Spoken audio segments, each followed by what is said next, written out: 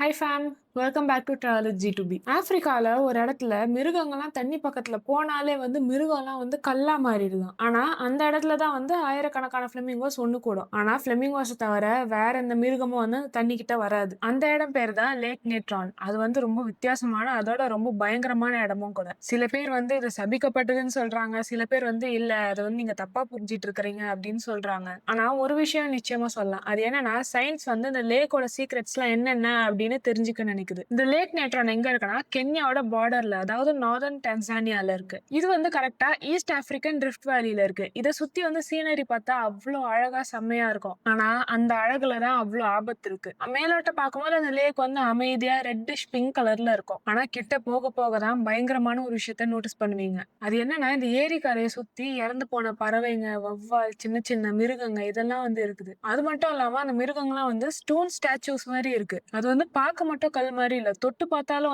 அப்படியே கல் மாதிரி அவ்வளவு ஹார்டா இருக்கு. நிக் பிராண்ட் அப்படின்ற வைல்ட் லைஃப் போட்டோகிராஃபர் இதெல்லாம் போட்டோ எடுத்தாரு. அதெல்லாம் வைரலாவும் ஆச்சு. சோ மக்கள்லாம் அதை பார்த்து என்ன நினைச்சாங்க, இந்த மிருகங்கள்லாம் அப்படியே கல்லாவே மாறிடுச்சு அப்படின்னு நினைச்சாங்க. உங்க எல்லாருக்கும் மெடுசா தெரியும்ல, சோ மெடுசாவோட கர்ஸா இருக்குமோ அப்படின்னு நினைக்க ஆரம்பிச்சாங்க. ஆனா இது பின்னாடி ஒரு சயின்ஸ் இருக்கு, அதாவது கெமிஸ்ட்ரி. இந்த ஏரியோட பிஹெச் வேல்யூ 9ல இருந்து 10.5 குள்ள இருக்குது. அதாவது இந்த பிஹெச்ல இருந்தா கிட்டத்தட்ட அமோனியாக்கு ஈக்குவலா இருக்கு. அதுக்கப்புறம் இந்த லேக்கோட டெம்பரேச்சர் 60 டிகிரி செல்சியஸ் வரைக்கும் போகும். அது எப்படி அவ்வளவு ஹீட் ஆகுதுன்னா, அந்த ஏரி ஈஸ்ட் ஆப்பிரிக்கன் ரிஃப்ட் வேலியில இருக்குன்னு சொன்னல, அந்த இடம் டெக்டானிக்கலி ஆக்டிவ் ஏரியா. அதாவது எர்த்தோட கிரஸ்ட் பொறுமையா மூவ் ஆயிட்டே இருக்கும். அதோட அந்த ரிஃப்ட்ல ஃபுல்லா ஜியோ தெர்மல் ஆக்டிவிட்டி நடக்கும். சோ இதெல்லாம் நடக்கிறனால அங்க இருக்கிற ஹாட் ஸ்ப்ரிங், அதுக்கப்புறம் அண்டர் கிரவுண்ட்ல இருக்க அந்த ஜியோ தெர்மல் ஹீட் இதெல்லாம் அந்த லேக்கை ஹீட் பண்ணிட்டே இருக்கும். அது மட்டும் இல்லாம அங்க தண்ணி ரொம்ப ஷாலோவா இருக்கும். அதாவது அந்த தண்ணி ஆழமே கிடையாது. சோ அது என்ன ஆகுது, வெயில் பட்டாலே தண்ணி ஹீட் ஆயிரும். அது மட்டும் இல்லாம அந்த லேக்ல சோடியம் கார்பனேட், இதுதான் நேட்ரான் சொல்லுவாங்க. சோ இதுல இருந்து அந்த லேக் லேக் நேட்ரான்ற பேரே வந்தது. அதுக்கப்புறம் பேக்கிங் சோடா மாதிரியான காம்பவுண்ட்ஸ் எல்லாம் நிறைய இருக்கு. மொத்தத்துல ஆல்கலைன் ஃபில்ட் லேக்கா இருக்கு. இந்த மினரல்ஸ் என்ன பண்ணும், ஹீட் அப்படியே தக்க வச்சுக்கும். நார்மலி நைட் ஆனாலே தண்ணி ஹீட் கம்மியாயிரும். பட் இந்த லேக்கை பார்த்தா ரொம்ப பொறுமையா தான் கம்மியாகும் நார்மல் வாட்டரை விட. அதோட லேக் நேட்ரான்ல இருந்து தண்ணி எந்த வழியாவும் எங்கேயும் வெளில போகாது. வெறும் எவாபரேஷன் வழியா தான் அங்கிருந்து தண்ணி வெளில போகும். அதனால என்ன ஆகுது, வாட்டர் எவாபரேட் ஆகுது, மினரல்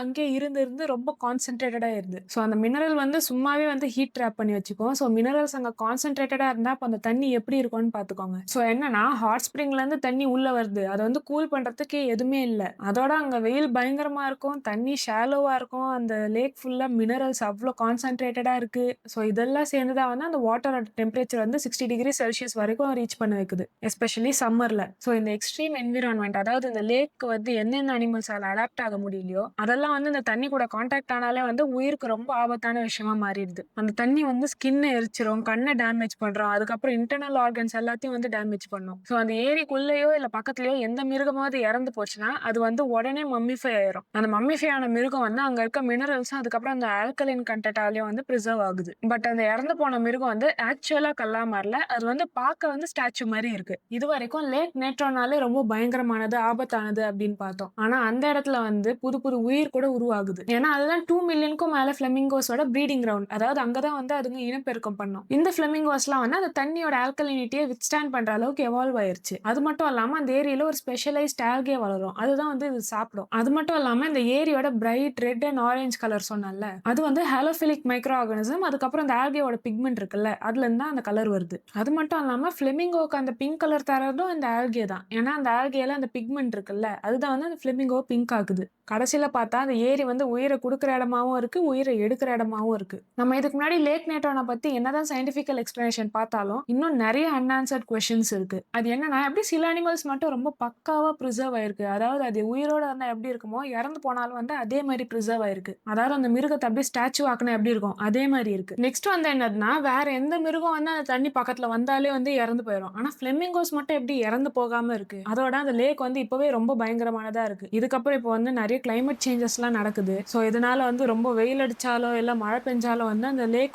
இன்னும் ரொம்ப பயங்கரமானதா ஆகுமா, இந்த மாதிரி நிறைய கேள்விகள் இன்னும் இருக்கு. அதோட சயின்டிஸ்ட் என்ன நினைக்கிறாங்க, லேக் நேட்ரான் பத்தி படிச்சா நம்ம இந்த ஏலியன் என்விரான்மெண்ட், ஃபார் எக்ஸாம்பிள் இந்த மார்ஸ், வீனஸ் எல்லாம் இருக்குல்ல, அதை பத்தி இன்னும் நல்லா புரிஞ்சுக்கலாம் அப்படின்னு நினைக்கிறாங்க. அதோட சில பேர் என்ன நினைக்கிறாங்கன்னா, இந்த லேக் ஒரு க்ளூன்னு நினைக்கிறாங்க. அது என்னன்னா, இந்த இடத்துல எப்படி ஒரு உயிர் அடாப்ட் ஆகி வாழுதுன்னு நம்ம தெரிஞ்சுக்கணும்னா, நம்ம எங்கெல்லாம் வாழ முடியாதுன்னு நினைக்கிறோமோ அந்த இடத்துல ஈஸியா வாழ்ந்துடலாம் அப்படின்னு நினைக்கிறாங்க. ஸோ நீங்க இந்த லேக் நைட்ரான் பத்தி என்ன நெனைக்கிறீங்க? இது வந்து நம்ம உலகத்துல நடக்கிற ஒரு நேச்சுரல் பினாமினனா? இல்ல இது பின்னாடி வேற ஏதாவது இருக்கா? ஏன்னா பல்லாயிரம் பறவைக்கு வந்து இது உயிர் தருது. அது மட்டும் இல்லாம இது உயிரையும் எடுக்குது. ஸோ நீங்க இத பத்தி என்ன நெனைக்கிறீங்கன்னு சொல்லிட்டு கமெண்ட்ஸ்ல சொல்லுங்க. அதோட இந்த வீடியோ உங்களுக்கு புடிச்சிருந்தா லைக் பண்ணுங்க. மறக்காம எங்க சேனலுக்கு சப்ஸ்கிரைப் பண்ணுங்க. See you in the next video. Until then, bye.